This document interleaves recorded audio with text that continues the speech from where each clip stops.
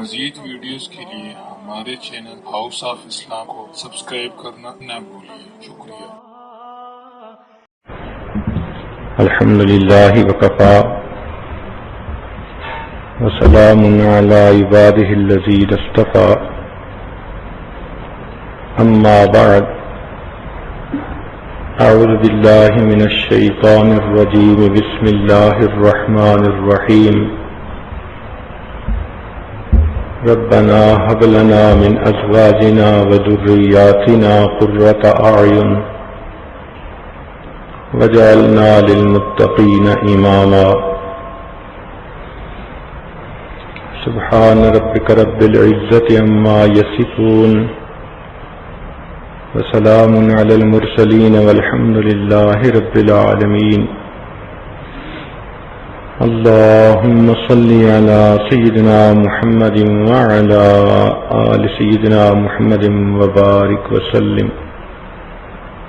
اللهم صل على سيدنا محمد وعلى آل سيدنا محمد وبارك وسلم۔ اللهم صل على سيدنا محمد وعلى آل سيدنا محمد وبارك وسلم۔ گزشتہ کل سے بچوں کی تربیت کے عنوان پہ گفتگو ہو رہی ہے۔ جب بچہ اچھا سمجھدار ہو جائے، اسے پڑھنے کے لیے بھیجیں، قرآن مجید بھی پڑھے، دین بھی پڑھے، اور ذرا عمر زیادہ ہو تو دنیا کا علم بھی حاصل کرے۔ دونوں طرح کے علوم کا حاصل کرنا بچے کی شخصیت کے کمال پر اثر انداز ہوتا ہے۔ کوشش کریں کہ بچے کی دلچسپی پڑھائی میں زیادہ ہو۔ اس کے لیے والدہ کو بچوں کے ساتھ مل کر پڑھنا پڑھانا پڑتا ہے۔ روزانہ ان سے پوچھیں کہ اسکول مدرسے میں کیا پڑھایا گیا، پھر ہوم ورک کے معاملے میں ان کی مدد کریں۔ آپ یوں سمجھیں کہ آدھا بچے پڑھتے ہیں اور آدھا ان کی ماں پڑھتی ہے، تب جا کے کام مکمل ہوتا ہے۔ اور اگر ماں گھر کے دوسرے کاموں میں مصروف رہے اور بچوں سے پتہ بھی نہ کرے کہ وہ کیا پڑھ رہے ہیں یا نہیں پڑھ رہے، تو پھر بعض بچوں کی دلچسپی تعلیم کی بجائے کھیلوں میں زیادہ ہو جاتی ہے۔ دین اسلام نے بچوں کی تربیت کو اتنی اہمیت دی کہ عورت کے لیے اس کو زندگی کا مقصد بنا دیا۔ بعض عورتیں جو سوچتی ہیں کہ عورت کو گھر کی چار دیواری میں بند کر دیا گیا، ایسی بات نہیں ہے۔ گھر کی چار دیواری کے اندر اس کو اتنا اہم کام سونپا کہ اگر عورت کرے تو اسے سر کھجانے کی فرصت ہی نہیں ملتی۔ ایک ایک بچے کی تربیت اتنا اہم ہوتی ہے، تو اگر 2-4 بچے ہوں تو وہ ماں تو پھر 24 گھنٹے ہی فکر مند رہتی ہے۔ اسی تربیت کی وجہ سے اس کو ماں کا رتبہ ملا۔ اسی وجہ سے اللہ تعالیٰ نے اس کو یہ شان دی کہ اس کے قدموں میں اولاد کے لیے جنت کا وعدہ فرمایا۔ یہ عظمت ماں کو فقط بچے کے جننے پہ نہ ملی، بلکہ اس کو پھر دین سکھانا، نیک بنانا، ایسی ماں بن جانا، یہ اس کو اس پر اللہ تعالیٰ کی طرف سے انعام دیا گیا۔ تو ماں کا رتبہ اللہ تعالیٰ کے ہاں بہت بڑا ہے۔ وہ اسی لیے کہ ماں اپنے بچوں کو پیدا بھی کرتی ہے اور ان کو پالتی بھی ہے، ان کی مربیہ بھی ہوتی ہے، ان کی تربیت کرتی ہے۔ بچے جتنا ماں سے سیکھتے ہیں اور جتنا ماں کی باتوں کا اثر لیتے ہیں، اتنا کسی اور کی باتوں کا اثر نہیں لیتے۔ چنانچہ ام سلیم رضی اللہ تعالی عنہا، ان کا نکاح مالک کے ساتھ تھا اور ان کے ہاں ایک بیٹا تھا، اس کا نام تھا انس۔ مالک کہیں تجارتی سفر پر گئے ہوئے تھے۔ ام سلیم رضی اللہ تعالی عنہا نبی علیہ الصلوۃ والسلام کی کسی محفل میں حاضر ہوئیں، دل پہ ایسی تاثیر ہوئی کہ انہوں نے کلمہ پڑھ لیا۔ جب خامن سفر سے واپس آیا تو انہوں نے ان کو بتایا کہ میں تو کلمہ پڑھ کے مسلمان ہو گئی۔ مالک اس بات پہ ناراض ہوئے کہ تمہیں اتنی جلد بازی کی کیا ضرورت تھی۔ انہوں نے سمجھایا کہ میرے دل میں یہ بات آئی کہ ایسا نہ ہو کہ مجھے موت آ جائے اور میں سچ کو قبول کرنے سے پہلے دنیا سے چلی جاؤں، اس لیے میں نے اس کو قبول کر لیا۔ تو خامن نے جواب دیا کہ میں نے ابھی اس بارے میں کوئی فیصلہ نہیں کیا۔ ابھی میاں بیوی میں یہ گفتگو ہو رہی تھی کہ چھوٹا بچہ انس بھی قریب آ گیا۔ تو مالک نے انس کو دیکھ کر کہا کہ بیٹا، نہ تم نے کلمہ پڑھنا ہے نہ میں نے پڑھنا ہے۔ تو اس بات کو سن کر ام سلیم نے بچے کو کہا کہ بیٹے، میں بھی کلمہ پڑھ چکی ہوں اور تم بھی کلمہ پڑھ لو۔ ننھے انس نے ایک نظر اپنے باپ کے چہرے پر ڈالی، ایک نظر اپنی ماں کے چہرے پر ڈالی اور اونچی آواز سے کلمہ پڑھ دیا۔ تو حدیث سے یہ بات ثابت ہوئی کہ سب سے زیادہ اثر بچے پر اس کی ماں کا ہوتا ہے۔ ماں اگر نکمی ہو، دنیا دار ہو، دین سے بے بہرا ہو، تو پھر خامند جتنا مرضی زور لگا لے وہ اپنی اولاد کی تربیت نہیں کر سکتا۔ وہ جتنا اولاد کو سمجھائے گا نماز پڑھو، نیک بنو، فلاں کرو، ایک گھنٹہ واز کر کے جب باہر جائے گا اور پیچھے بیوی اتنا کہہ دے بچوں کو کہ تمہارے باپ کا تو دماغ خراب ہے، تو باپ کے سب کہے کہ اوپر پانی پھر گیا۔ اب ذرا سوچئے کہ حضرت نوح علیہ السلام وقت کے پیغمبر ہیں، ان کو اپنی اولاد کی کتنی فکر ہوگی، جن کے دل میں اللہ نے پوری امت کا غم ڈال دیا ہو، تو اپنی اولاد کی فکر کتنی ہوگی۔ مگر ان کی بیوی ایسی تھی کہ ان کے ساتھ ذہنی مطابقت نہ پا سکی، اختلاف رائے رکھتی تھی۔ اس اختلاف رائے کا یہ نتیجہ نکلا کہ نوح علیہ السلام اپنے بیٹے کو بلاتے ہیں، یا بنی ارکم معنا، اے بیٹے ہمارے ساتھ کشتی پہ سوار ہو جاؤ۔ مگر بیٹا باپ کی بجائے ماں کی بات کو مان کے دور رہتا ہے اور والد کی آنکھوں کے سامنے سیلاب میں ڈوب جاتا ہے۔ اسی لیے نبی علیہ السلام نے فرمایا کہ تم اگر شادی کرنا چاہو تو لوگ کرتے ہیں حسن و جمال کی وجہ سے، مال و منال کی وجہ سے، حسب نسب کی وجہ سے اور دینداری کی وجہ سے۔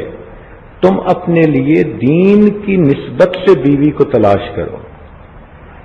جو نوجوان دین کی نسبت سے بیویوں کو ڈھونڈ لیتے ہیں ان کی باقی زندگی پھر سکھی گزر جاتی ہے، اس لیے کہ آج کی بیوی کل کی ماں ہے، اور اگر اس کو فقط شکل و صورت کی خوبصورتی کی وجہ سے لے لیا کہ ٹھپا اچھا ہے، دیکھنے میں بھلی لگتی ہے، اور اس کے اندر دینداری نہیں، تو وہ پھر بچوں کو تو نہیں سنبھال پاتی۔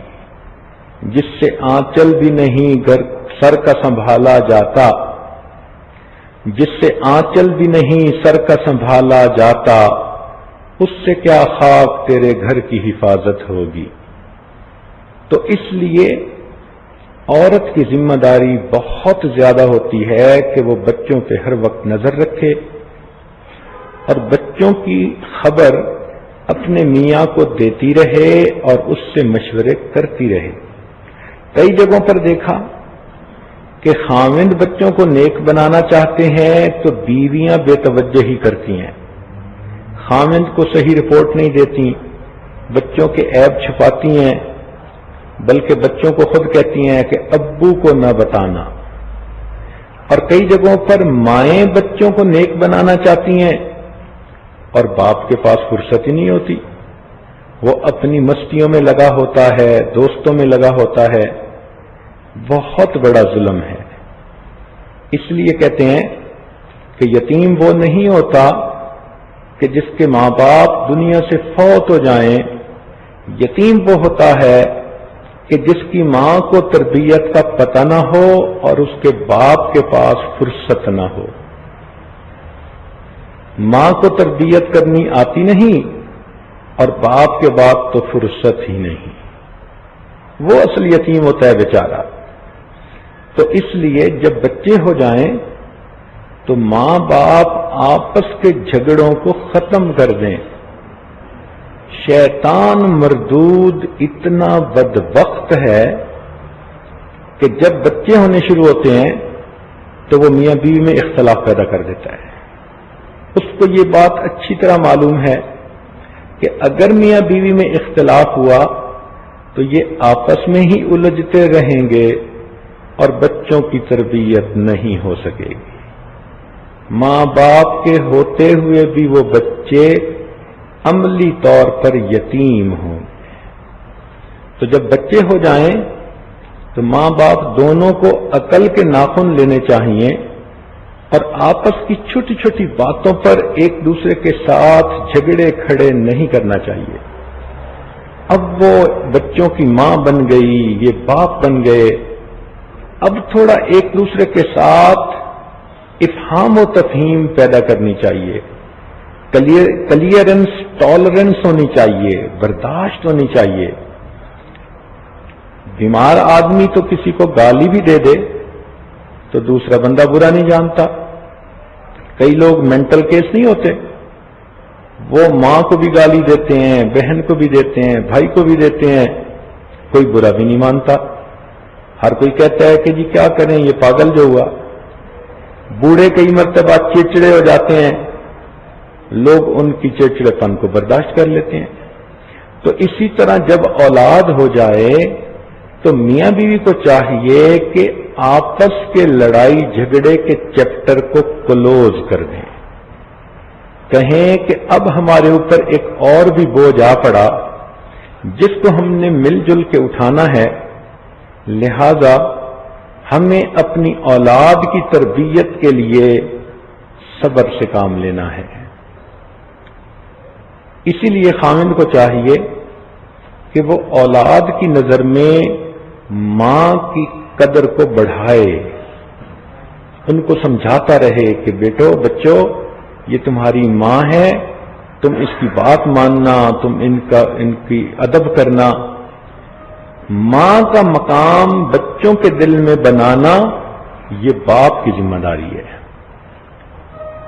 اور اگر باپ ہی بچوں کے سامنے اپنی بیوی کو جھڑکیاں دے رہا ہے اور اپنی بیوی سے غصے ہو رہا ہے تو اس نے تو اپنی اولاد کی اصلاح کا راستہ بند کر دیا۔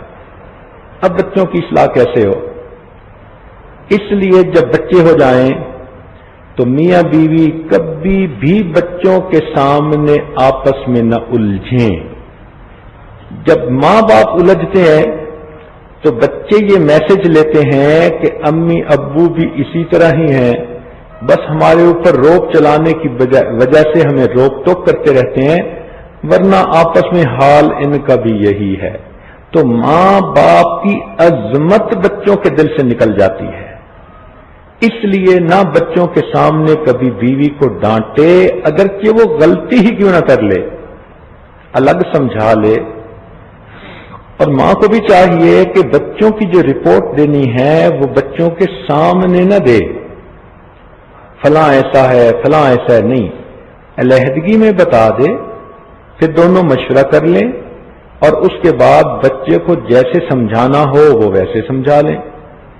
بیٹیوں کو ماں سمجھائے تو اچھا لگتا ہے اور بیٹوں کو باپ سمجھائے تو زیادہ اچھا لگتا ہے. بہرحال جو بھی مناسب ہو میاں بیوی کو اس میں قدم اٹھانا چاہیے. بچوں کے دوستوں پہ ضرور نظر رکھیں، اس لیے کہ عام طور پر بچے اپنے دوستوں سے اثر جلدی قبول کرتے ہیں. ماں دیکھے کہ میری بیٹی کن بچیوں کے ساتھ بیٹھتی ہے، کھیلتی ہے، بات کرتی ہے. اگر وہ نیک بچیاں ہیں تو بہت اچھا، اور اگر ان کے اندر دنیا داری بھری ہے، رسم و رواج بھرے ہیں، تو ایسی بچیوں سے اپنی بیٹی کو کہے کہ تعلق کو کم کرے. سلام دعا کا تعلق تو رکھنا ہی چاہیے ہر مومن سے، لیکن دوستی کا تعلق رکھنا یہ تو اپنے اختیار میں ہوتا ہے. تو دوستی فقط ان سے بچے کریں کہ جو نیک سیرت اچھے بچے ہوں، جن کے اندر نیکی کا رنگ غالب نظر آئے. اس لیے امام غزالی رحمۃ اللہ علیہ نے فرمایا کہ یار بد مارے بد سے بھی زیادہ برا، یعنی جو برا دوست ہوتا ہے وہ زہریلے سانپ سے بھی زیادہ برا ہوتا ہے. اس لیے کہ زہریلا سانپ جب کاٹ لیتا ہے تو انسان کی جسمانی موت آتی ہے، اور جب برا دوست ڈس لیتا ہے تو انسان کی روحانی موت آ جاتی ہے. اور ایک جگہ وہ فرماتے ہیں کہ یار بد شیطان سے بھی زیادہ برا. اس کو جب پہلی مرتبہ فقیر نے عاجز میں پڑھا تو حیران ہوا کہ شیطان تو آخر مردود ہے، لعنتی ہے، تو اس سے بھی زیادہ برا کیسے ہو گیا برا دوست؟ تو پھر انہوں نے آگے بات سمجھائی.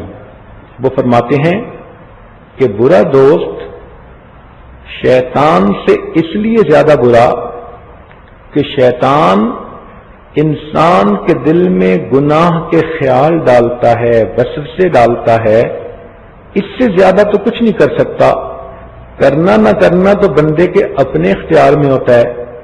تو شیطان کا کام گناہ کے وسوسے ڈالنا، مگر برا دوست گناہ کا خیال ہی دل میں نہیں ڈالتا، بلکہ ہاتھ پکڑ کے مجبور کر کے گناہ کا مرتکب کروا دیتا ہے. اس لیے برا دوست شیطان سے بھی زیادہ برا. تو ماں اس پر نظر رکھے کہ میری بچیاں کن بچیوں سے دوستی کر رہی ہیں. باپ نظر رکھے کہ میرے بیٹے کن بچوں کے ساتھ دوستی کر رہے ہیں. کیونکہ باہر بیٹا کیا کر رہا ہے یہ ماں تو نہیں جان سکتی، تو والد گرامی کو بھی اس کا خیال رکھنا پڑتا ہے. یہ نہیں ہوتا کہ بس اولاد پیدا ہو گئی اب ختم، اب تو کام شروع ہوا. اس کی تربیت کریں گے تو وہ صدقہ آخرت بنے گی. اولاد کا ہونا ایک خوشی ہوتی ہے، اولاد کا نیک ہونا اس سے بڑھ کر خوشی ہوتی ہے.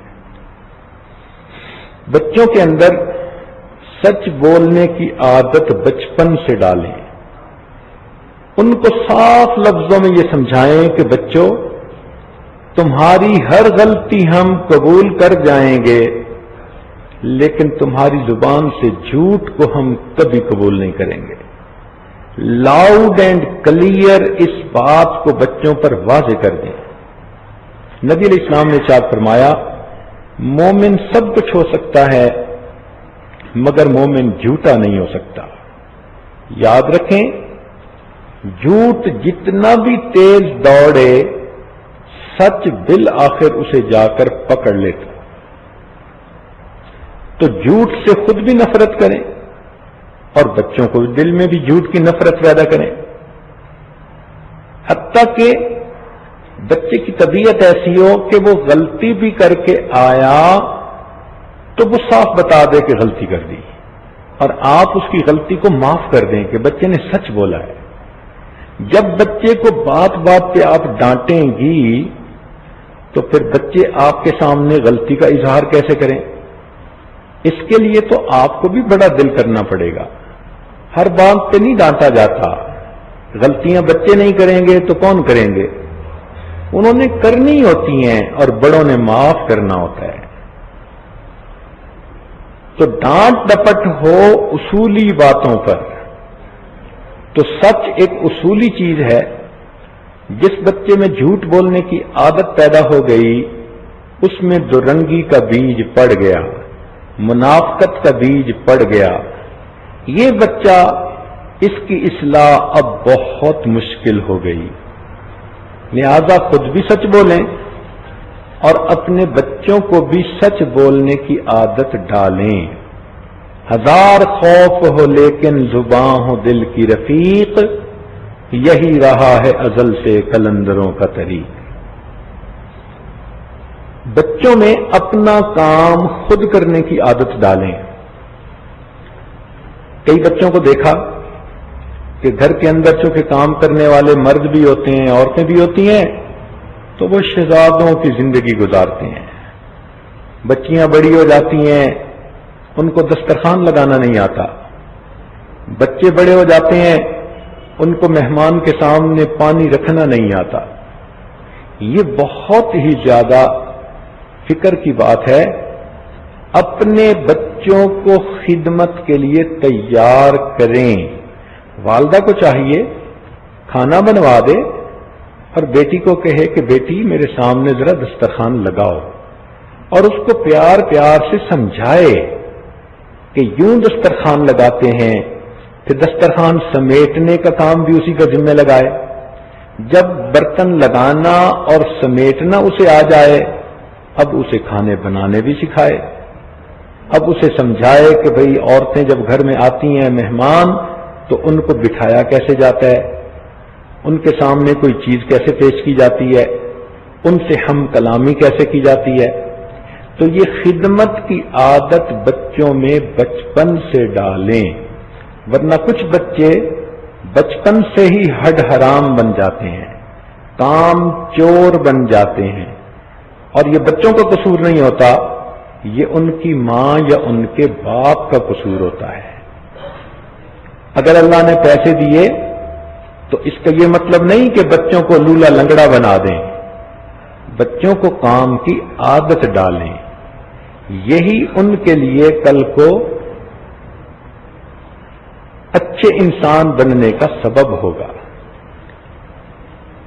بچوں کی ایسی تربیت کریں کہ وہ خدمت میں عظمت سمجھیں. ان کو سمجھائیں کہ عبادت سے جنت ملتی ہے، خدمت سے خدا ملتا ہے.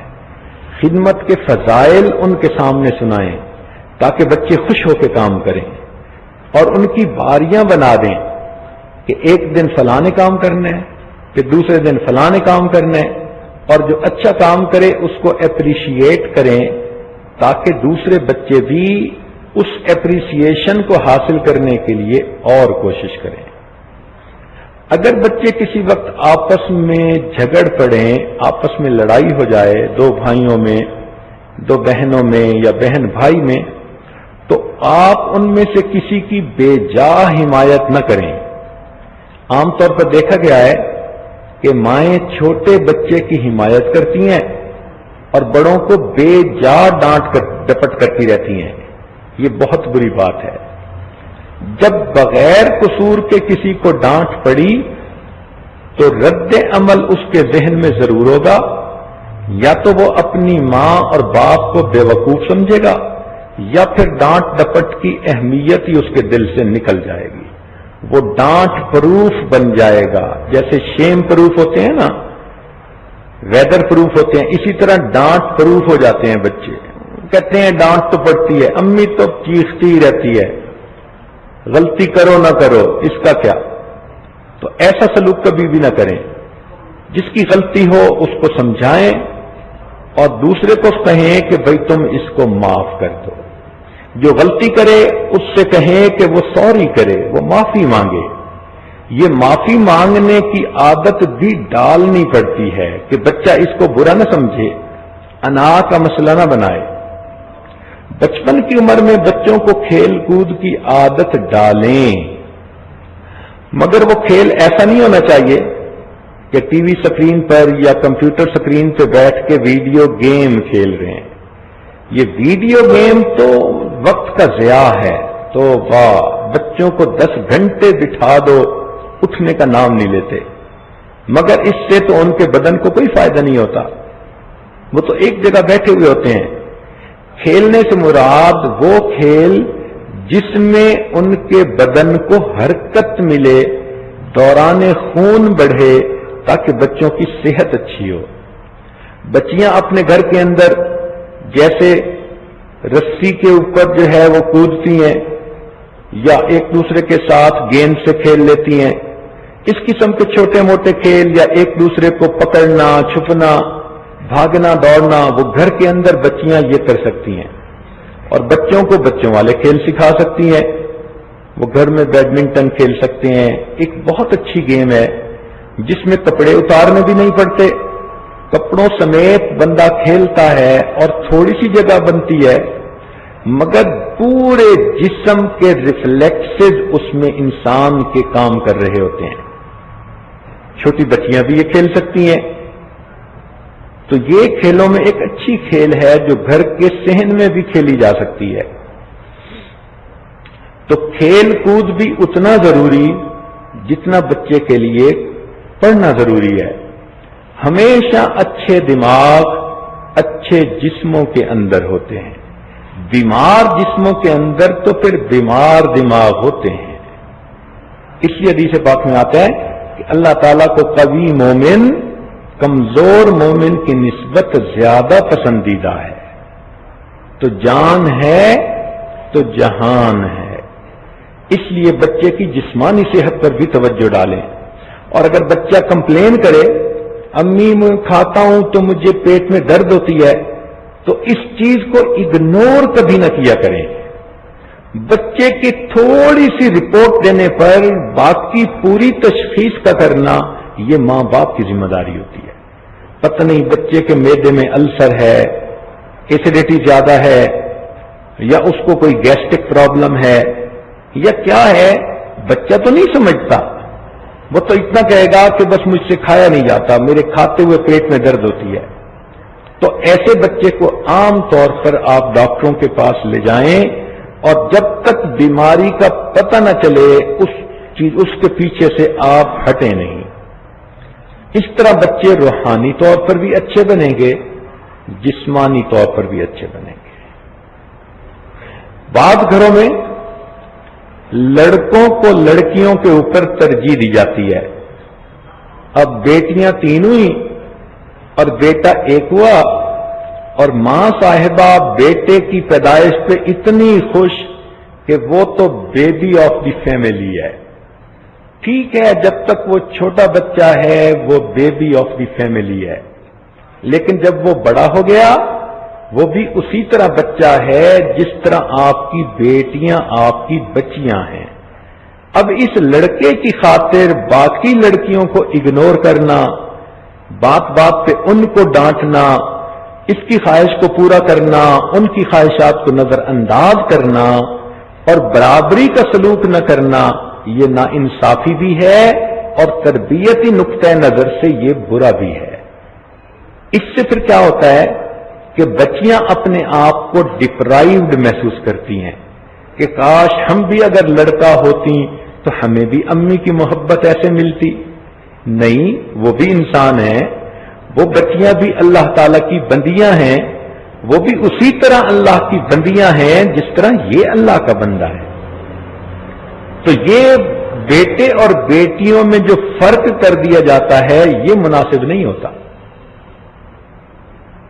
اس معاملے میں دونوں میں اپنے رویے میں برابری رکھیں. جہاں بیٹے کو پیار کرتی ہیں تو بیٹی کو پیار کیوں نہیں کرتی؟ اس نے پیدا ہو کر کوئی گناہ کر لیا. ان کے اندر احساس محرومی پیدا نہ کریں. ایسی بچیاں عام طور پر گھٹتی رہتی ہیں اور پھر وہ ماں سے اپنی بات شیئر کرنے کی بجائے اپنی سہیلیوں سے باتیں شیئر کرتی ہیں اور بچیوں کے لیے مصیبت کا راستہ کھل جاتا ہے. کئی جگہوں پر بچے بیٹے ہیں بہت سارے، تو مائیں چھوٹے بیٹے کو اتنی ترجیح دیتی ہیں کہ بڑے بیٹوں کو ڈانٹ ڈپٹی کرتی رہتی ہیں، تو یہ بھی مناسب نہیں ہے۔ ٹھیک ہے، پیار اس کے ساتھ طبعاً زیادہ ہوتا ہے، مگر اس کا یہ مطلب تو نہیں کہ اب بڑے بچوں کو پھر ڈانٹ ہی پلانی ہوتی ہے۔ جائز ناجائز ہر کام میں چھوٹا اچھا اور بڑے برے، تو اس قسم کی غلطی ماں کو چاہیے کہ وہ ہرگز نہ کرے۔ بچوں کو ہر وقت تنقید نہ کیا کریں، بلکہ اصلاح کیا کریں۔ تنقید میں اور اصلاح میں فرق ہے۔ کچھ باتیں خاموشی سے بھی سمجھا دی جاتی ہیں۔ حدیث پاک میں آتا ہے، حجۃ الوداع کے موقع پر نبی علیہ الصلوۃ والسلام نے دیکھا ایک صحابی کو، جوان العمر تھے، اور ان کی نظر کسی عورت کی طرف اٹھی تھی جو بات کرنے آئی تھی۔ تو جب نبی علیہ السلام نے دیکھا کہ اس نوجوان کی نظر اس عورت پر پڑی، تو آپ نے اس کے سر پہ ہاتھ رکھا اور اس کے چہرے کا رخ بدل دیا، اس کو کچھ نہیں کہا۔ اب اس میں حکمت دیکھو، اگر اللہ کے محبوب فرماتے کہ بھائی کیوں غلط دیکھ رہے ہو، تو اس کے گناہ پر اللہ کے محبوب کی گواہی پڑ جاتی۔ قربان جائیں اس ہستی پر کہ جس کو اللہ رب العزت نے کیا علوم عطا فرما کر دنیا میں بھیجا تھا، کیا حکمت ہے۔ نہ اس کو کہنا پڑا، نہ اس کو ملامت کرنی پڑی، فقط اس کے سر پہ ہاتھ رکھا اور چہرے کا رخ بدل دیا، اور وہ خود ہی سمجھ گئے کہ مجھ سے غلطی ہو گئی تھی۔ تو اس طرح ماں باپ کو بھی اپنے بچوں کی خاموش تربیت بھی کرنی پڑتی ہے۔ وہ کیسے کہ بچے نے کوئی غلطی کی تو بجائے اس کو بار بار ڈانٹ ڈپٹ کرنے کے، وہ کام خود اچھے طریقے سے کر کے دکھا دیں۔ ایک اصول کی بات یاد رکھیں کہ بچوں کو ناقدین کی ضرورت نہیں ہوتی، بچوں کو نمونوں کی ضرورت ہوتی ہے۔ بچوں کو کریٹکس کی ضرورت نہیں ہوتی، بچوں کو رول ماڈل کی ضرورت ہوتی ہے۔ تو ماں اپنے عمل سے رول ماڈل بنے، والد اپنے عمل سے رول ماڈل بنے، تو بچے خود بخود اپنے ماں باپ کے نقش قدم پر چلتے چلے جائیں گے۔ Children always copy their parents, بچے ہمیشہ اپنے ماں باپ کی کاپی کرتے ہیں۔ تو آپ اپنے آپ کو ایک مثال بنا کر، نمونہ بنا کر جب رہیں گی، تو آپ کے بچے خود بخود آپ کی باتوں پر عمل کرتے جائیں گے۔ بچوں کو چھوٹا نہ سمجھیں۔ بعض مائیں یہ غلطی کر لیتی ہیں کہ جی ابھی تو چھوٹا ہے، بڑا ہو کے ٹھیک ہو جائے گا۔ یہ تو ایسی بات ہوئی کہ دیوار بننی شروع ہوئی اور شروع سے ہی ٹیڑھی تھی، اور بندہ کہے کوئی بات نہیں، اونچی ہو کے سیدھی ہو جائے گی۔ بھئی جو دیوار شروع سے ٹیڑھی ہے، یہ جتنی اونچی ہوتی جائے گی ٹیڑھا پن بڑھتا چلا جائے گا۔ یہی اولاد کا معاملہ ہوتا ہے۔ تو اس لیے بچپن سے تربیت آسان ہوتی ہے۔ تو بچوں کی تربیت کے بارے میں فکر مند رہیں، اور تربیت فقط ڈانٹ ہی نہیں ہوتی، دکھ سے، غم سے، درد سے سمجھانا ہوتا ہے۔ اے بیٹے، آپ اگر اس کام کو ایسا کرتے تو میرا دل کتنا خوش ہوتا، بیٹے میں تہجد میں آپ کے لیے دعائیں کرتی۔ ماں نے اگر پیار سے بچے کو یہ سمجھا دیا تو بچہ اپنی زندگی کے بڑے بڑے کاموں کو ٹھیک کر لیتا ہے۔ ماں کے نرم و نازک الفاظ بچے کے دل پر اتنا اثر ڈالتے ہیں کہ وہ اپنی زندگیوں کے فیصلے بدل لیا کرتے ہیں۔ تو اس لیے بچوں کو، اور اگر آپ دیکھیں کہ بچے کو سمجھاتی ہیں اور نہیں سمجھ رہا، پڑھائی کا شوق نہیں پیدا ہو رہا، کام کا شوق نہیں، تو پھر اللہ تعالیٰ سے بھی مانگیں، 2 رکعت نفل پڑھیں، اللہ تعالیٰ کے سامنے ہاتھ اٹھائیں۔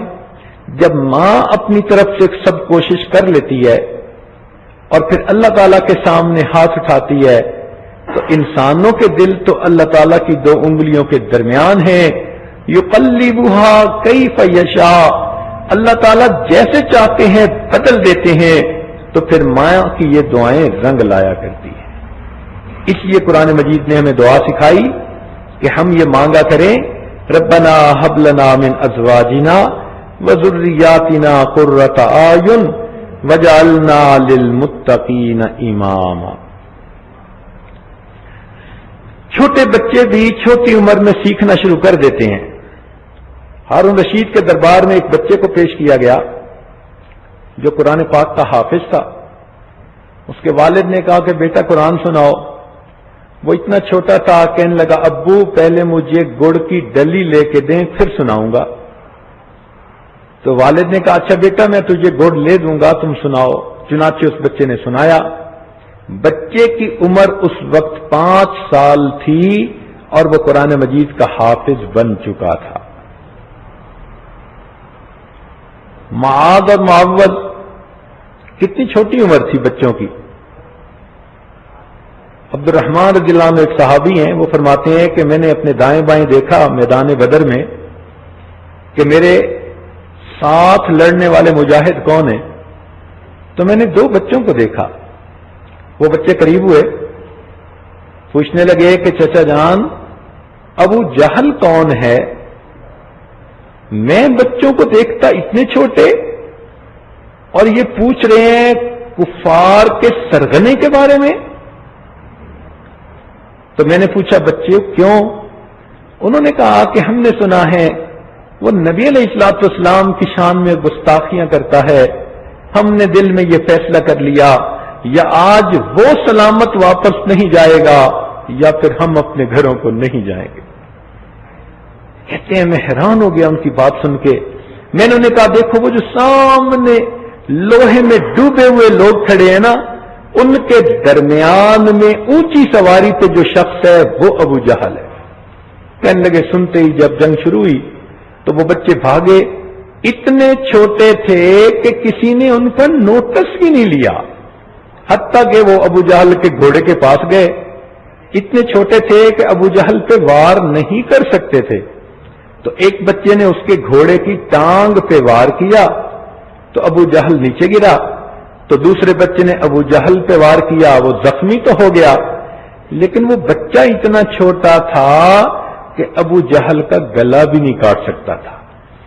تو عبداللہ ابن مسعود رضی اللہ عنہ صحابی جو فقیہ امت ہیں، وہ فرماتے ہیں کہ میں آگے بڑھا اور ابو جہل کا گلا کاٹنے کی سعادت اللہ نے ان کو عطا فرمائی۔ اور فقہ حنفی میں حضرت عبداللہ ابن مسعود رضی اللہ عنہ کا علم ہی غالب ہے۔ اسی لیے ہر جگہ پر آپ دیکھیں گے کہ عبداللہ ابن مسعود کے اس فقہ پر وقت کے ابو جہل ہی بہت اعتراض کرتے ہیں۔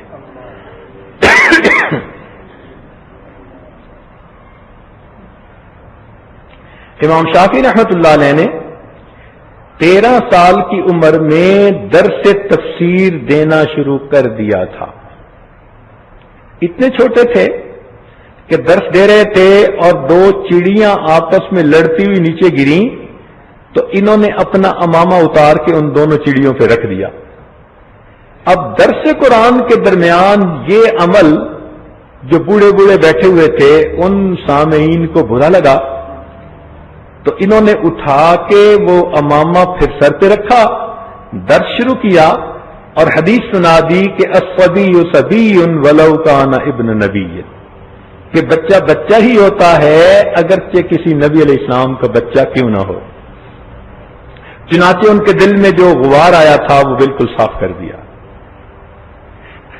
امام ربانی مجدد ثانی رحمت اللہ علیہ کے بیٹے حضرت خواجہ محمد معصوم رحمت اللہ علیہ نے 9 سال کی عمر میں اپنے والد سے اجازت و خلافت پا لی تھی۔ 9 سال کی عمر میں نسبت کے نور کو حاصل کر لیا تھا۔ محمد بن قاسم 17 سال کی عمر تھی اور فوج کا کمانڈر ان چیف بن کر وہ آیا، اور کہاں سے لے کے ملتان تک اس نے اسلام کے جھنڈوں کو لہرا دیا۔ تو بچے چھوٹے ہوتے ہیں مگر ان کی اگر تربیت ہو جائے تو وہ سونے کے ٹوٹے ہوتے ہیں، دیکھنے میں چھوٹے ہوتے ہیں، حقیقت میں سونے کے ٹوٹے ہوتے ہیں۔ تو بچوں کو بنائیے، یہی ماں اور باپ کا فریضہ ہے کہ وہ بچوں کی اچھی تربیت کریں۔ دیکھیں، اب میں آپ کو ایک بات سمجھانے کی کوشش کرتا ہوں کہ 7ویں صدی ہجری میں مسلمانوں کے اوپر اتنی سستی غالب آ چکی تھی کہ تاتاریوں نے حملہ کیا، ایک دن میں 2.5 لاکھ مسلمانوں کو شہید کیا، اور بعض کتابوں میں 4 لاکھ مسلمانوں کا نام آتا ہے۔ بغداد کی نالیوں کے اندر پانی کی بجائے سرخ خون بہ رہا تھا۔ ایک شہر میں اگر 4 لاکھ بندوں کو ذبح کریں تو کیا ہوگا؟ تو مسلمانوں سے تخت و تاج چھن گیا۔ تاتاری بہت سخت تھے، ظالم تھے، اور ان کا کوئی دین بھی نہیں تھا، لہذا اس وقت پوری دنیا میں مسلمانوں کے پاس کہیں تخت و تاج نہیں تھا۔ اب دوبارہ مسلمانوں کو تخت و تاج کیسے ملا؟ اس کے پیچھے 2 خاموش قوتیں کام کر رہی تھیں۔ ذرا یہ بات توجہ سے سننے والی ہے کہ اس تخت و تاج کے دوبارہ ملنے میں 2 خاموش قوتیں کام کر رہی تھیں۔ ایک اللہ والوں کی خاموش قوت جو ان تاتاریوں کے دلوں پہ محنت کر رہے تھے۔ چنانچہ دربند ایک شہر تھا، تاتاری جب وہاں داخل ہوئے تو مسلمانوں نے شہر ہی خالی کر دیا۔ تاتاری شہزادے نے پوچھا کہ بھئی کوئی ایک بھی مسلمان نہیں؟ تو اس کو رپورٹ دی گئی کہ ایک بوڑھا ہے اور ایک اس کے ساتھ اس کا خادم ہے، یہ دونوں ایک مسجد میں بیٹھے ہیں، یہ شہر میں موجود ہیں، باقی کوئی مسلمان موجود نہیں۔ اس نے کہا ان کو بیڑیاں پہناؤ، ہتھکڑیاں لگاؤ، میرے سامنے پیش کرو۔ ان بزرگوں کا نام تھا احمد دربندی رحمت اللہ علیہ، وہ ہمارے سلسال یا نقشبندیہ کے بزرگ تھے۔ سب شہر خالی کر کے چلے گئے، وہ اپنے ایک خادم کے ساتھ مسجد ہی میں بیٹھے رہے۔ جب ان کو زنجیروں میں باندھ کے پیش کیا گیا تو تاتاری شہزادے نے کہا کہ تم نے شہر خالی کیوں نہ کیا؟ انہوں نے جواب دیا کہ میں تو اپنے رب کے گھر میں بیٹھا ہوا تھا، تو میں اللہ کے گھر سے کیوں نکلتا؟ اس نے کہا کہ اب پھر تمہیں تمہارا اللہ بچائے گا؟ تو جب شہزادے نے یہ کہا نا تو ان بزرگوں نے آگے سے جواب دیا کہ ہاں میرا اللہ مجھے بچائے گا۔ جیسے ہی انہوں نے اللہ کا لفظ کہا ان کے ہاتھوں کی زنجیریں ٹوٹ کر نیچے گر گئی۔ اب اس شہزادے کے دل پہ نا ایک ہیبت طاری ہو گئی۔ اس نے کہا اچھا میں آپ دونوں کو یہاں رہنے کی اجازت دیتا ہوں۔ چنانچہ حضرت دربندی رحمت اللہ علیہ واپس مسجد میں آ گئے۔ وہ تاتاری شہزادہ دل سے متاثر تھا، وہ رات کے اندھیرے میں کبھی کبھی حضرت کے پاس سلام کے لیے حاضر ہوتا تھا۔ حضرت اسے نصیحت کرتے تھے، سمجھاتے تھے۔ کچھ عرصے کے بعد جب اس کو خوب محبت عقیدت ہو گئی تو اللہ تعالیٰ نے حضرت کو کشف کے ذریعے سے یہ معلوم کروا دیا کہ ایک وقت آئے گا کہ یہ شہزادہ کراؤن پرنس بن جائے گا، بادشاہ بن جائے گا، تاج اسے مل جائے گا۔ تو حضرت نے اسے بتا دیا کہ آنے والے وقت میں تم بادشاہ بنو گے۔ اس نے وعدہ کر لیا کہ حضرت اگر میں بادشاہ بن گیا تو میں اسی دن اپنے ایمان کا اظہار کر دوں گا، اگر پہلے ایمان کا اظہار کروں تو مجھے بادشاہ قتل کروا دے گا، لہذا میں ابھی اپنے ایمان کو چھپاؤں گا، اور جب مجھے تاج ملا تو میں اپنے ایمان کا اظہار کروں گا۔ ایک اللہ والوں کی یہ خاموش قوت تھی جس نے آنے والے وقت کے بادشاہ کے دل میں ایمان کی نعمت کو بھر دیا تھا۔ اور ایک دوسری خاموش قوت تھی، وہ کون سی؟ مسلمان بیٹیاں۔ تاتاریوں نے جب فتح کیا تو ان کو جو مسلمانوں میں سے جوان لڑکی اچھی لگی، انہوں نے ان کو اپنے گھر میں بیویوں کے طور پہ رکھ لیا۔ چنانچہ ہزاروں نوجوان مسلمان لڑکیاں ان کافروں کے گھروں میں آ گئیں۔ اب یہ مجبور تھیں، معذور تھیں، کیا کرتی؟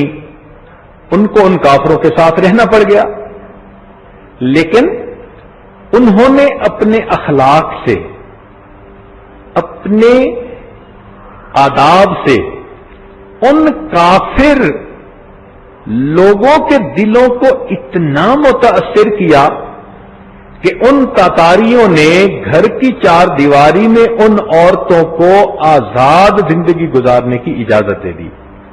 چنانچہ یہ مسلمان بیٹیاں اگرچہ کافروں کے بیٹے جن رہی تھیں، مگر گھر کے اندر اپنا نماز روزہ کرتی تھیں اور اپنے ہونے والے بچوں کو بھی نیکی کی تلقین کرتی تھیں۔ کیونکہ خامدوں کے دل انہوں نے مول لیے تھے، خامدوں نے ایسی تربیت، ایسی شائستگی، ایسے اخلاق، ایسی خدمت، ایسی وفاداری، ایسی نیکوکاری کبھی دیکھی ہی نہیں تھی، تو وہ ان اچھے اخلاق کی بنا پر اپنی بیویوں کے دلی طور پر غلام بن گئے تھے۔ اس لیے کہتے ہیں کہ عورت کو چاہیے وہ اپنے خاوند کی باندی بن جائے، خاوند اپنی بیوی کا غلام بن جائے گا۔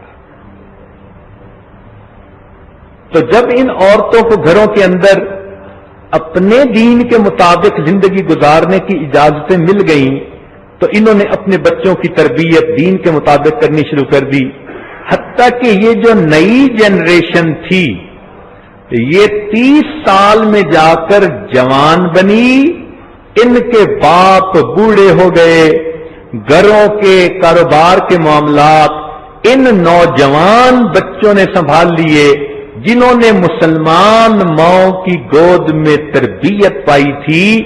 جب یہ نسل تیار ہوئی تو 30 سال کا عرصہ گزرا تھا، اس وقت اللہ تعالی نے اس نوجوان شہزادے کو بادشاہ بنا دیا، اس کو تاج عطا کر دیا، تو اس نے تاج حاصل ہوتے ہی اپنے ایمان کا اظہار کر دیا، اور گھروں میں یہ نوجوان بچے تو پہلے ہی اس پیغام کو قبول ہونے کے لیے تیار تھے، لہذا اس کی بات کو پوری تاتاری قوم نے قبول کر لیا۔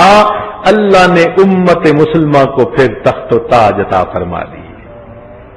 قربان جائیں ان بچیوں کی عزت پہ، کیا ان کو نبی علیہ السلام کی سنت سے عشق تھا، کیا نبی علیہ السلام کی تعلیمات پہ وہ مر مٹی تھی کہ کفر کے ماحول میں رہ کر بھی انہوں نے محبوب کی سنتوں کو نہ چھوڑا، اور بالآخر اللہ نے ان نیک بیویوں کے صدقے اسلام کو دوبارہ غلبہ عطا فرما دی۔ آج حالت کچھ اور ہے، ہمارے گھروں میں مسلمان خاوند کے گھر میں مسلمان لڑکی ہوتی ہے، مگر وہ ذہنی طور پر یہود و نصارہ کے طریقے کو اپنا چکی ہوتی ہے۔ اپنے مسلمان گھروں میں وہ بچوں کو سنت کی بجائے یہود و نصارہ کے طریقے پہ پال رہی ہوتی ہے۔ کتنا فرق ہے آج کی جوان بچیوں میں اور اس وقت کی جوان بچیوں۔ اس لیے یہ ذمہ داری بنتی ہے آج کل کی بچیوں کی کہ وہ اپنے بچوں کی دینی تربیت کریں اور اپنے گھر کو نبی علیہ الصلوۃ والسلام کی تعلیمات کا گلشن بنائیں۔ یاد رکھیں ہر طرف آج فسق و فجور کی آگ لگی ہوئی ہے، گناہوں کی ہر طرف فضا بنی ہوئی ہے۔ ایسے میں مسلمان بچیوں کو چاہیے کہ اپنے گھروں کو محبوب کی سنتوں کا گلشن بنائیں، دل میں یہ حسرت پیدا کریں کہ میں قیامت کے دن نبی علیہ السلام کے سامنے اس حال میں کھڑی کی جاؤں کہ یہ وہ عورت تھی جس نے گھر کے ماحول کو نیکی سے بھر دیا تھا، نور سے بھر دیا تھا، بچوں میں حیا پیدا کر دی تھی، اچھے اخلاق پیدا کر دیے تھے۔ اس کو قیامت کے دن اگر نبی علیہ السلام کے سامنے سرخروئی نصیب ہو گئی، یہ کتنی سعادت مند بچی ہوگی۔ اور ویسے بھی دستور کی بات ہے، جب آگ لگتی ہے تو مرد ہی نہیں بجھاتے، گھر کی عورتیں بھی آگ بجھانے میں ساتھ دیتی ہیں۔ ہر طرف معصیت کی آگ لگی ہوئی ہے، اکیلے مرد اس کو نہیں بجھا سکتے، اب عورتوں کو چاہیے اس معصیت کی آگ بجھانے میں وہ بھی اپنے گھر کے مردوں کا ساتھ دیں، مرد عورتوں کا ساتھ دیں، اور بچوں کو نیکی پہ لا کے، اپنے آپ کو نیکی پہ لا کے معصیت کی آگ کو اپنے گھروں سے ختم کر دے۔ بلکہ ہم نے تو یہاں تک دیکھا کہ اگر بیٹے نکمے بن جائیں تو بیٹیاں اپنے باپ کے مقصد کو پورا کیا کرتی ہیں۔ اگر آج بالفرض مرد دین کی محنت نہیں کر پا رہے جو کرنی چاہیے تھی، تو آپ بھی تو نبی علیہ السلام کی روحانی بیٹیاں ہیں، آپ بھی اس ذمہ داری کو محسوس کریں اور اپنے گھروں کے اندر چار دیواری کے اندر آپ ہر ایک کو دین کی دعوت دیں، اس میں دین کا رنگ بھرنے کی کوشش کریں، اس کو دین کے مطابق ڈھالنے کی کوشش کریں۔ جب بیٹے کام نہیں کرتے پھر بیٹیاں باپ سے وفاداری ظاہر کیا کرتی ہیں۔ آج آپ نبی علیہ السلام کے ساتھ وفاداری کا ثبوت دیں، اپنے گھروں کو نیکی کا گلشن بنائیں، باغ بنائیں، سنتوں سے سجائیں، اور قیامت کے دن نبی علیہ السلام کے ہاتھوں حوض کوثر کا جام پائیں۔ اللہ تعالی ہماری بہنوں بیٹیوں کو، ماؤں کو دین والی زندگی گزارنے کی توفیق عطا فرمائے، اور جو اس میں پہلے ہی کوشش کر رہی ہیں اللہ ان کی ہمتوں کو اور بڑھائے اور ان سب کو اپنی مقبول بندیوں میں شامل فرمائے۔ وآخر دعوانا ان الحمد للہ رب العالمین۔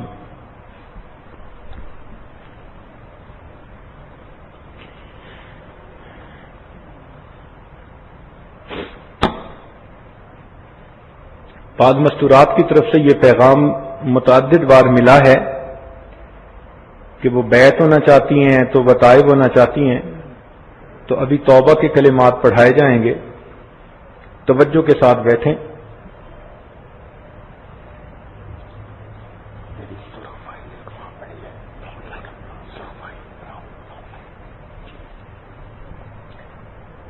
دل میں یہ نیت کر لیں کہ ہم اس وقت اپنی زندگی کے پچھلے سب گناہوں سے سچی پکی توبہ کر رہی ہیں اور آئندہ نیکوکاری پرہیزگاری کی زندگی گزارنے کا دل میں نیت کر رہی ہیں۔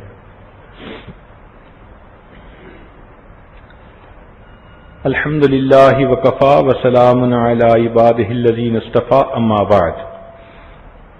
یہ کلمات پیچھے پیچھے پڑھتی جائیے سچے دل کے ساتھ۔ بسم اللہ الرحمن الرحیم۔ لا الہ الا اللہ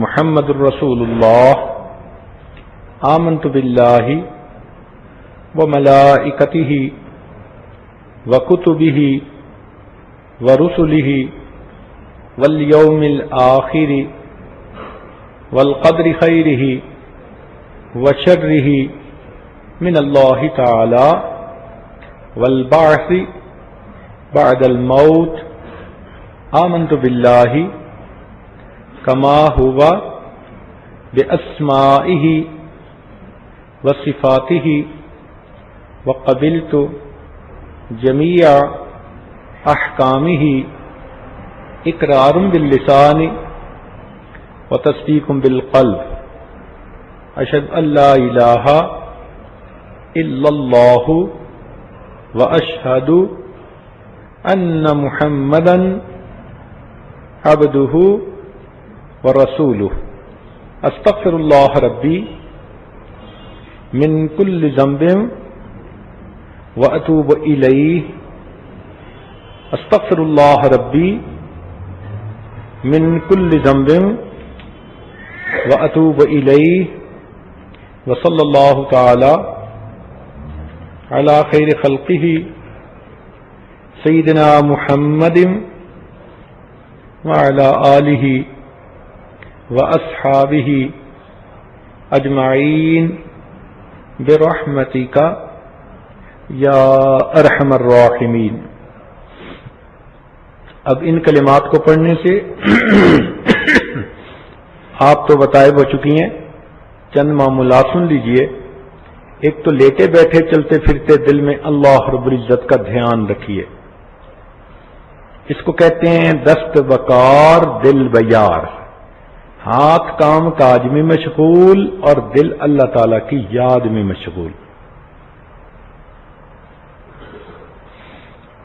اور دوسرا کام ہے کہ صبح شام جب نماز سے فارغ ہوں تو تھوڑی دیر کے لیے آنکھوں کو بند کر لیں، قبلہ رو ہو جائیں، باوضو ہو جائیں، یکسو ہو جائیں، یکرو ہو جائیں، ظاہر کی آنکھوں کو بند کر لیں اور من کی آنکھوں کو کھول لیں، اور یہ سوچیں کہ اللہ رب العزت کی رحمت آ رہی ہے، میرے دل میں سما رہی ہے، میرے دل کی ظلمت اور سیاہی دور ہو رہی ہے، اور میرا دل اللہ اللہ اللہ یہ بول رہا ہے۔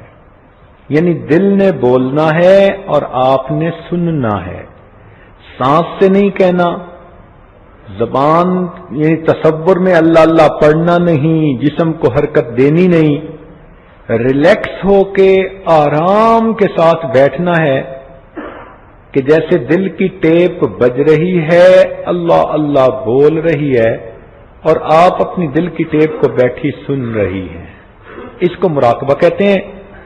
جتنا زیادہ کریں گی اتنا جلدی اللہ تعالی کی محبت آپ کے دل میں بڑھے گی، جتنا گڑ اتنا میٹھا۔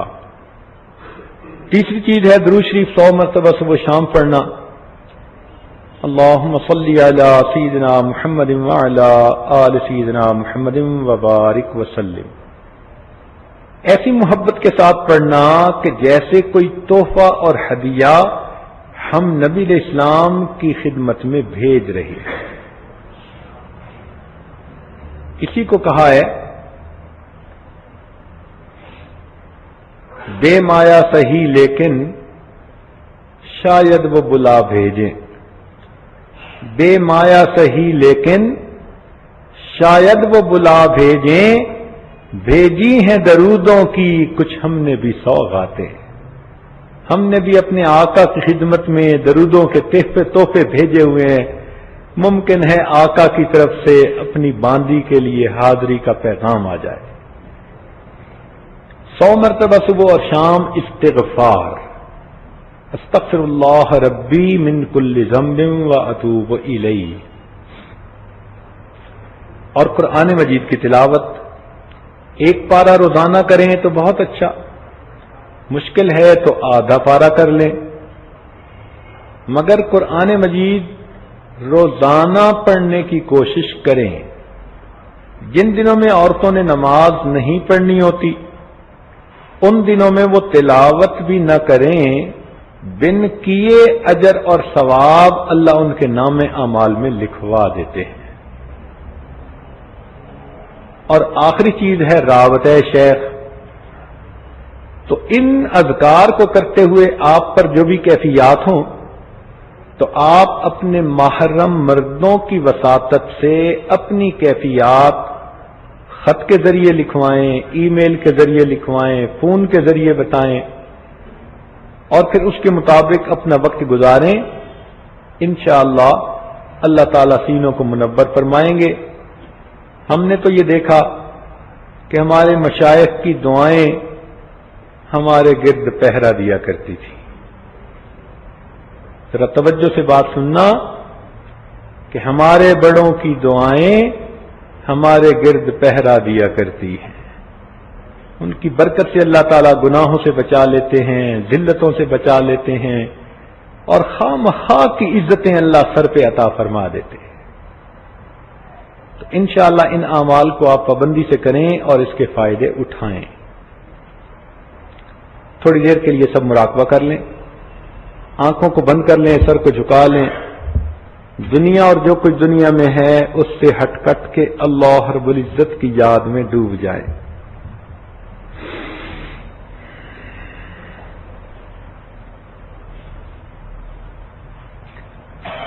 کیا معلوم رمضان مبارک کی یہ آخری گھڑیاں ہوں تو اس میں اپنے اللہ کو منا لیجئے، اپنے گناہوں کو بخشوا لیجئے اور اپنے اچھے نصیب کے فیصلے کروا لیجئے. وقت کی اہمیت کا احساس رکھیں.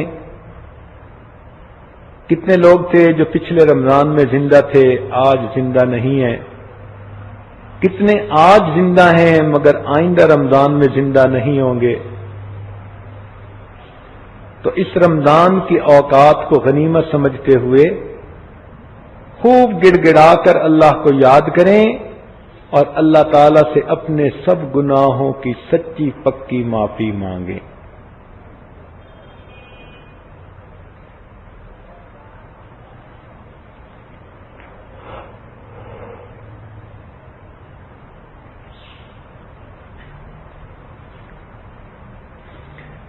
آہ جاتی ہے اثر کو کھینچ لانے کے لیے،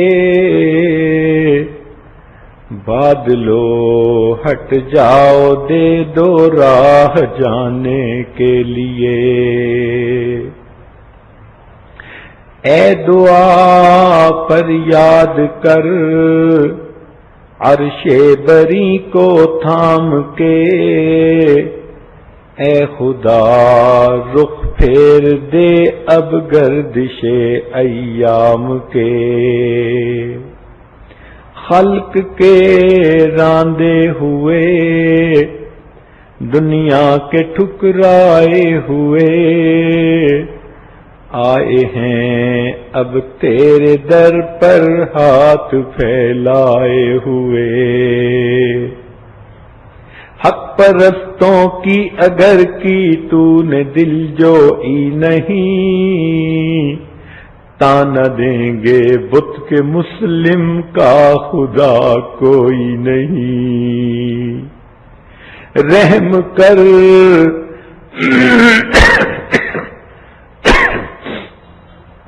رحم کر اپنے نہ آئینے کرم کو بھول جا، ہم تجھے بھولے ہیں لیکن تو نہ ہم کو بھول جا. خار ہیں بدکار ہیں ڈوبے ہوئے ذلت میں ہیں، جو بھی ہیں آقا تیرے محبوب کی امت سے ہیں. لا الہ الا اللہ محمد الرسول اللہ. بہت ساری مسورات کے پیغام پر اس وقت اسماء الحسنہ کے ساتھ دعا کی جائے گی. قرآن مجید میں اللہ تعالیٰ فرماتے ہیں وَلِلَّهِ الْأَسْمَاءُ الْحُسْنَى فَادْعُوهُ بِهَا. اللہ تعالیٰ کے بہت پیارے پیارے نام ہیں، تم ان پیارے ناموں کی برکت سے مانگو، دعائیں کرو.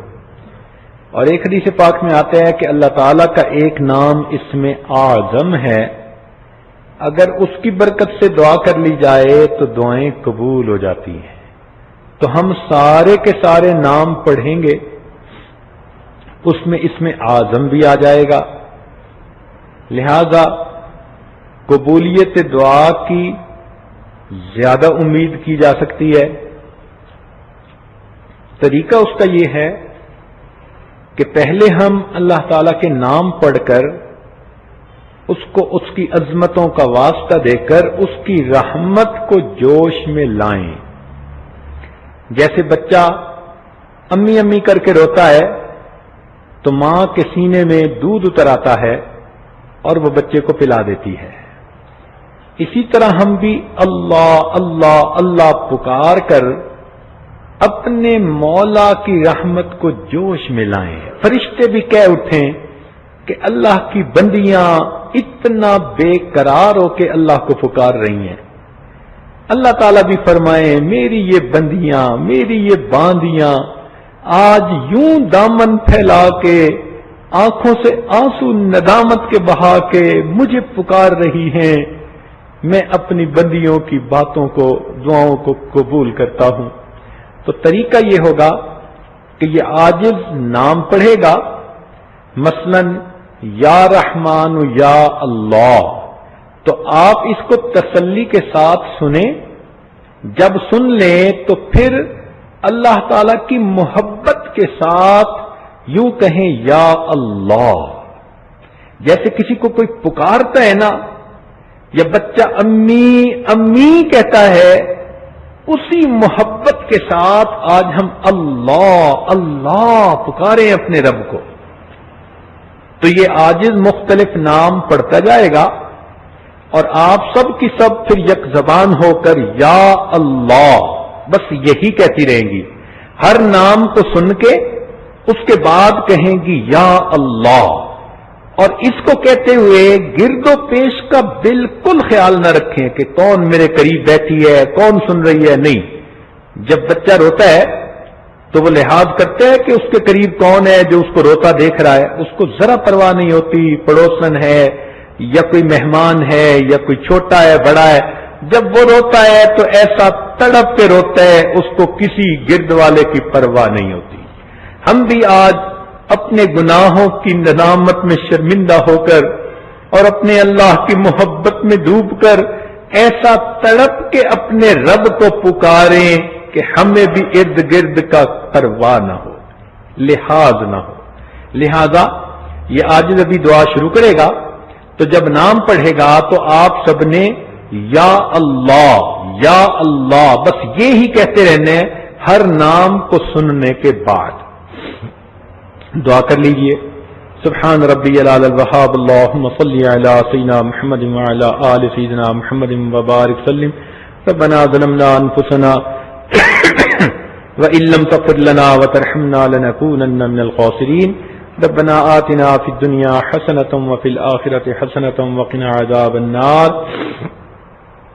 یا رحمان یا اللہ، یا رحیم یا اللہ، الملک یا اللہ، القدوس یا اللہ، السلام یا اللہ، المؤمن یا اللہ، المہیمن یا اللہ، العزیز یا اللہ، الجبار یا اللہ، المتکبر یا اللہ، الخالق یا اللہ، البارئ یا اللہ، المصور یا اللہ، الغفار یا اللہ، القہار یا اللہ، الوہاب یا اللہ، الرزاق یا اللہ، الفتاح یا اللہ، العلیم یا اللہ،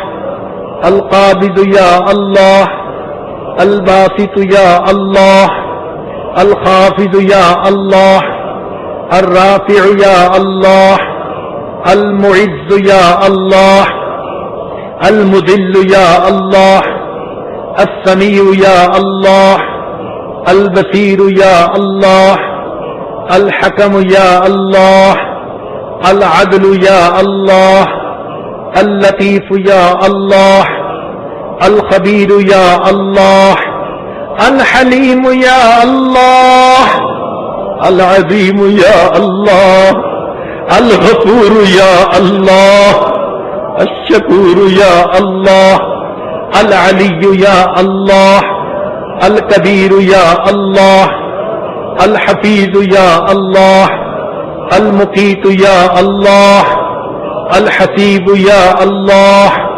الجلیل یا اللہ، الکریم یا اللہ، الرقیب یا اللہ، المجیب یا اللہ، الواسع یا اللہ، الحکیم یا اللہ، الودود یا اللہ، المجید یا اللہ، الباعث یا اللہ، الشہید یا اللہ، الحق یا اللہ، الوکیل یا اللہ، القوی یا اللہ، المتین یا اللہ، الولی یا اللہ، الحمید یا اللہ، المحصی یا اللہ، المبدئ یا اللہ، المعید یا اللہ، المحیی یا اللہ، الممیت یا اللہ، الحی یا اللہ، القیوم یا اللہ، الواجد یا اللہ، الماجد یا اللہ، الواحد یا اللہ، الاحد یا اللہ، الصمد یا اللہ، القادر یا اللہ، المقتدر یا اللہ، المقدم یا اللہ، المؤخر یا اللہ، الاول یا اللہ، الآخر یا اللہ، الظاہر یا اللہ، الباطن یا اللہ، الوالی یا اللہ، المتعالی یا اللہ، البر یا اللہ، التواب یا اللہ، المنتقم یا اللہ، العفو یا اللہ، الرؤوف یا اللہ، مالک الملک یا اللہ، ذو الجلال والاکرام یا اللہ، المقسط یا اللہ، الجامع یا اللہ، الغنی یا اللہ، المغنی یا اللہ، المعطی یا اللہ، المانع یا اللہ، الضار یا اللہ، النافع یا اللہ، النور یا اللہ، الہادی یا اللہ، البدیع یا اللہ، الباقی یا اللہ، الوارث یا اللہ، الرشید یا اللہ، الصبور یا اللہ، یا اللہ یا اللہ یا اللہ یا اللہ یا اللہ یا اللہ یا اللہ یا اللہ یا اللہ یا اللہ یا اللہ یا اللہ یا اللہ یا اللہ۔ اے پروردگار عالم، ہم عاجز مسکینوں کے گناہوں کو معاف کر دیجئے۔ اے ماؤں سے 70 گنا زیادہ محبت رکھنے والے پروردگار، اپنے بندے بندیوں کے اٹھے ہاتھوں کو قبول کر لیجئے۔ اللہ ہم پہ رحمت کی نظر ڈال دیجئے، آج ہمیں جہنم کی آگ سے چھٹکارا عطا کر دیجئے۔ اللہ ہماری بگڑی بنا دیجئے، ہماری جسمانی بیماریاں دور کیجئے، روحانی بیماریاں دور کیجئے۔ اللہ اپنی رحمتوں سے وافر حصہ عطا فرما دیجئے۔ رب کریم آج ہمیں محبت کی نظر سے دیکھ لیجئے۔ آپ کے بندے اللہ آپ کے گھر میں اعتکاف بیٹھے دامن پکڑ کے بیٹھے رہے، میرے مولا اپنے در کے منگتوں کو، اپنے در کے سائل کو، اپنی چوکھٹ کے پکڑ کے بیٹھنے والوں کو ایک محبت کی نظر دیکھ لیجئے۔ اللہ گناہ معاف فرما دیجئے۔ اے اللہ کوئی منظر سے نکل کے جہنم میں جائے اس پہ حسرت نہیں، حسرت تو اس پہ ہے جو مسجد میں ٹھکانہ کر کے بیٹھا رہا، پھر توبہ قبول نہ ہوئی اور مسجد سے نکل کے جہنم میں ڈال دیا گیا۔ اللہ مہربانی فرما دیجئے، رحمت کا معاملہ فرمائیے، اللہ بخشش فرما دیجئے۔ اللہ اعتکاف والوں کے اعتکاف قبول کر لیجئے۔ اے اللہ مستورات میں نمازیں پڑھی قبول کیجئے، تراویح پڑھی قبول کیجئے، تلاوت کی قبول کیجئے، گھر میں خدمتیں کی قبول کیجئے۔ اللہ رحمتوں کا معاملہ فرمائیے۔ اے اللہ کتنی مستورات ہیں جنہوں نے مہمانوں کے لیے گھروں میں کھانے بنائے، اللہ کتنی اچھی دعوتیں ہر روز کی۔ اے اللہ اس پر ان کو اپنی شان کے مطابق اجر عطا فرما دیجئے۔ اے اللہ جو آپ کی بندیاں آپ کے بندوں کی افطاریوں کے لیے، سحریوں کے لیے آپ کے سامنے کھڑی رہی، اللہ ان کو جہنم کی آگ میں نہ جلائیے گا، اللہ ان کو جہنم کی آگ سے بچا لیجئے گا۔ اللہ جنہوں نے آپ کے مہمانوں کے سامنے دسترخوان لگوائے، اللہ قیامت کے دن ان کو بھوکا نہ رکھیے گا، ان کو پیاسا نہ رکھیے گا۔ اللہ اللہ رحمت فرما دیجئے۔ اے اللہ جتنی مستورات نے بھی کوششیں کی، خدمت میں حصے لیے، اللہ مثال بھی بنا دی انہوں نے، اللہ سب کی امیدوں سے بڑھ کر ان کو اجر عطا کر دیجئے۔ ان سب گھروں میں الفتیں عطا کیجئے، محبتیں عطا فرمائیے، رزق کی پریشانیاں دور کیجئے، اولاد کے غم دور کر دیجئے، اللہ اپنی رحمتوں سے واقف حصہ عطا فرمائیے۔ اللہ آج آپ کی بدیاں آپ کے سامنے حاضر ہیں، میرے مولا ان کی ہلکے ہاتھوں کو قبول فرما لیجئے۔ میرے مولا ہم نے دنیا داروں کو دیکھا، کسی گھر کے عورتیں اگر چل کے آ جائیں تو لوگ تو قتل کے مقدمے بھی معاف کر دیتے ہیں۔ میرے مولا یہ آپ کی بندیاں چل کے آپ کے در پہ آئی بیٹھی ہے، معافی مانگتی ہے، دعوت پھیلائے بیٹھی ہے، اے اللہ مہربانی فرما دیجئے، ان کے اٹھے آپ قبول کر لیجئے۔ اے اللہ یہ اپنے دل کے غم کس کو جا کر بتائیں، دل کے روگ کس کے سامنے کھولیں، آپ سینوں کے بھید جاننے والے ہیں۔ اللہ ان کے دل کی پریشانیاں دور کر دیجئے، ان کی نیک امیدوں کو پورا کر دیجئے۔